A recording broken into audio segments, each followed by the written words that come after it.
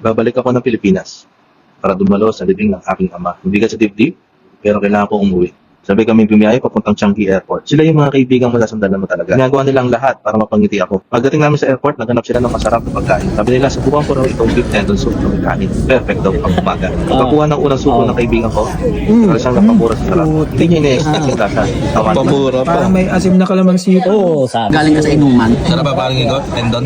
Oo, ayan. Ayan. Uy, Lambot eh. Oo, sarap po. Parang galing kami ng ano. Ang hangover.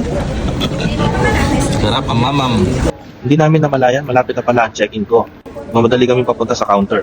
Buti na lang at umabot pa ako. Dahil may oras pa, nagkape muna kami at nagkwentuhan. Na sobrang saya ng usapan, nakalimutan kong pasamantalaan ang lungkot sa puso ko. Dumating din ang oras ng pamamaalam, kailangan ko na dumaan sa immigration. Are, bye-bye. Ngayon dito na ako sa loob ng airport. Kapasok naman, naka-check-in na tayo. Maraming salamat parang Gigo at saka parang Brad sa pag-atid. Okay? Salamat. Ang ganda talaga ng Changi Airport pero wala na akong oras para maglibot. Diretso na agad ako sa gate. Pagdating ko, konti na lang ang mga tao sa labas. Maaga nagsimula ang boarding. Saktong-sakto lang ang dating ko.